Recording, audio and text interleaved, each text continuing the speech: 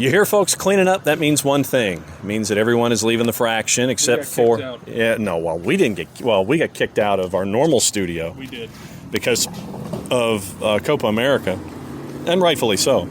Yeah. Because Jason's waiting for TAC to come up and all of these celebrations attached to half of what we thought the weekend may hold actually did happen. 1-0 win for Argentina over Brazil, and Messi was being hoisted above his teammates' shoulders in celebration. Very, very cool stuff. Yeah, it is cool stuff. Good for Messi. Also, winning it in Brazil against Brazil is something that we really can't understate enough. Very impressive performance by him, and that's awesome. Unfortunately, we do have less awesome things to talk about right now. Yep, this is the 2's review. It is Jarrett and Jon hanging out with you to discuss a 1-0 loss for Atlanta United 2 in the third match in a week in a homestand here at the Fraction. Goal by Enoch Mushagalusa, his third against Atlanta United 2 this year. His fifth overall was the difference, and it was in the 38th minute. Nutmeg of Bradley Camden-Feo goes in, puts it on net. Chris Allen deflects it. It goes past Benlingar, and that was it. It was 1-0. That's the only goal on the board. It was. It's all Sporting Kansas City needed. They were very well structured. They came in, they defended. Actually could have had 2, maybe 3 goals. They had what is going to go down as the miss of the season, in my opinion. A ball that literally is 2 feet from goal that somehow gets skied, like you held down the shoot button on FIFA just a little bit too long.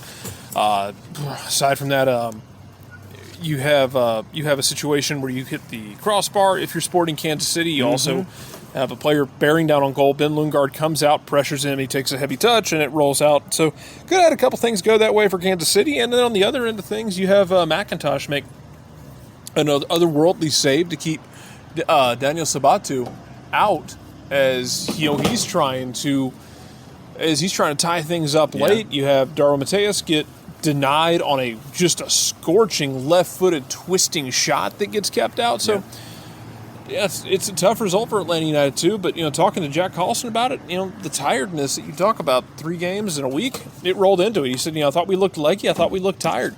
Just for me, it was slightly off tonight. We were a little bit late on the press. Just didn't really have that change of pace, and but that ending was a little disappointing. This is the first time where they feel like they let one get away, where they gave away a result that someone didn't go out and take from them. All right, so let me just look at the sheet from these 3 matches in a week, your starting chart.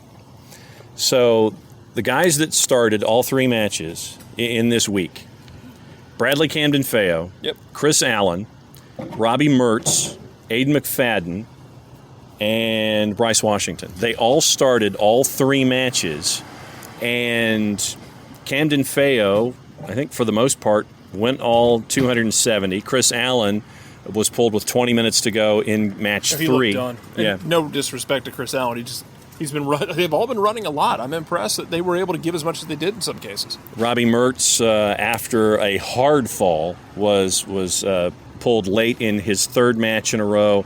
Aiden McFadden, one of the Iron Men, he went all 90. Bryce Washington, for his 5th match in a row, went all 90 minutes. And so 450 minutes for Bryce, who's learning on the job. He is, and Bryce was really well regarded. Jack talked about him hitting 2 beautiful switches tonight. He talked about USL being different than college. It's more physical. He thinks he's starting to understand how everyone plays and just trying to do what he can do and doing what he's supposed to do. He's talked about building these relationships that he's got with Josh Bauer and with Bradley Camden-Feo. Because he's had 2 starts next to each one of those guys.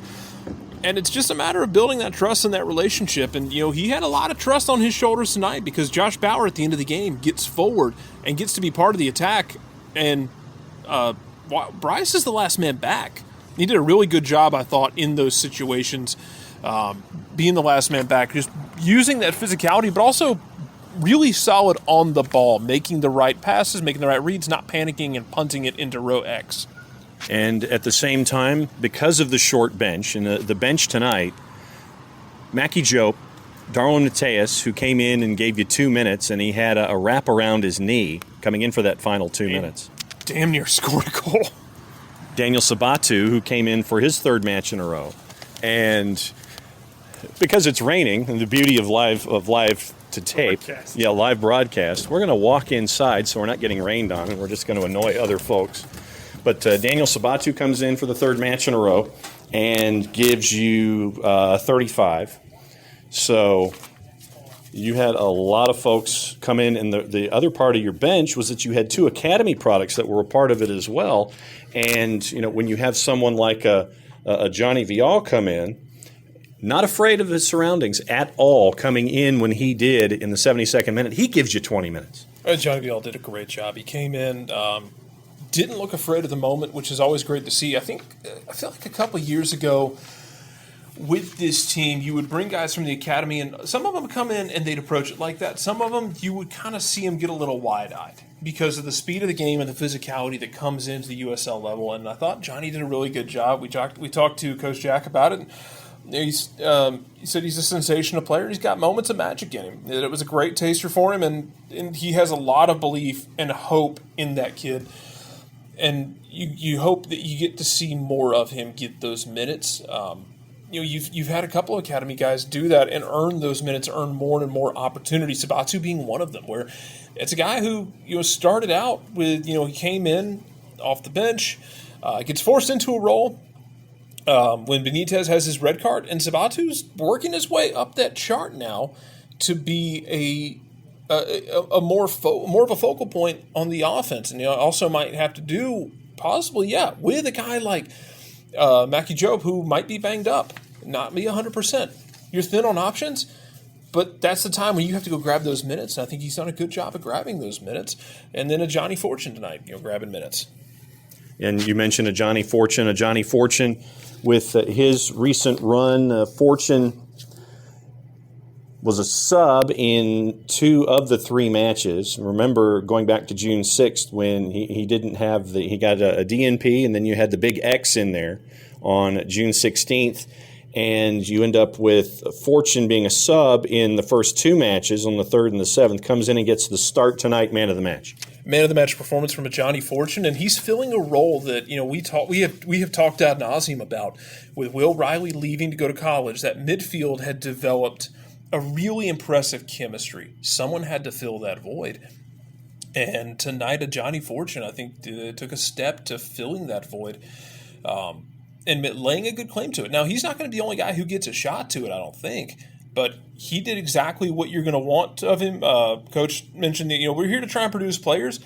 He said you had 2 players under 2 U16s on the pitch tonight.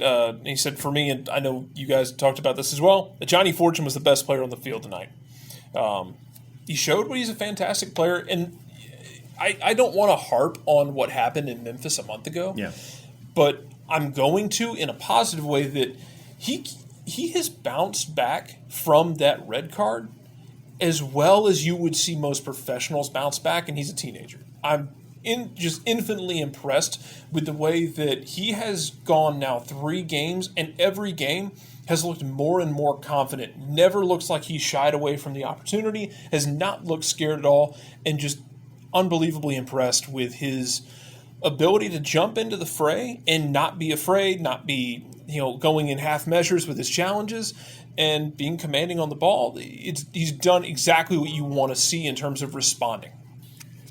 A cramped Central Division gets more cramped after tonight because with the win, Sporting Kansas City II in their 14th match is now up to 13 points. FC Tulsa with their win goes to 19.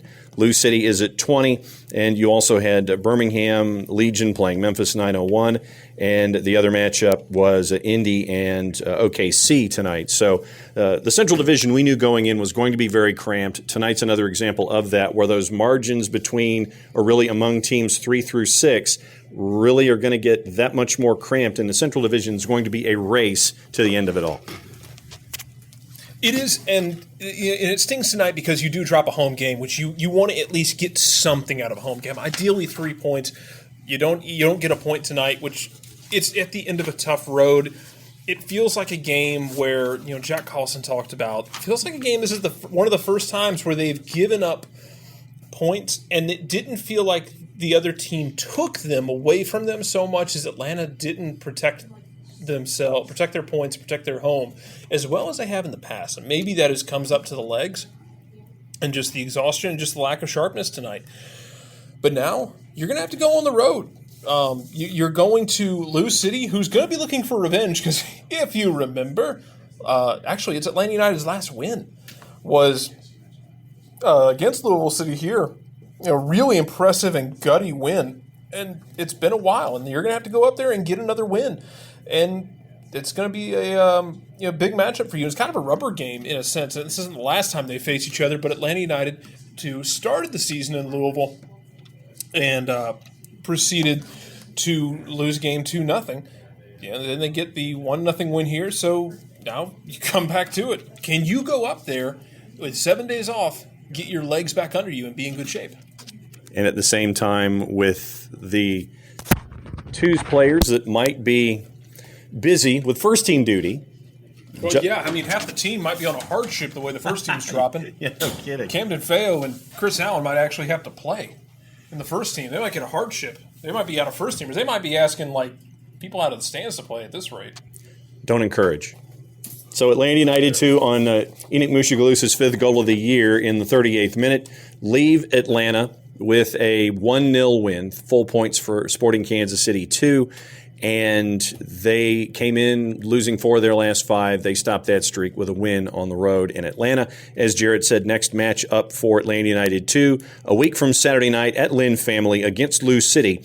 And start time a little after 7:30. You can catch that on ESPN+. Next home match for the 2's is the 28th of the month. So if they can get through Lou City, then they've got 10 days to rest up before the next match with Michael Ensian and FC Tulsa. He's Jarrett. I'm Jon. Jason is still watching Copa America stuff. Jason's watching Thais say international feeds. As you should. He's waiting to watch the Argentine media completely go bonkers. That's what he's doing.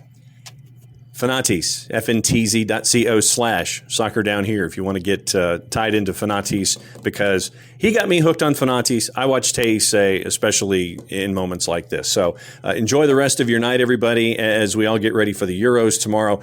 And it was a rough one for Jack Collison and Atlanta United. 2 in the Central Division, a 1-0 loss against Sporting Kansas City 2. He's Jarrett. I'm Jon. Played safe, everybody. Enjoy your time with the 2's. We'll catch up with you next time.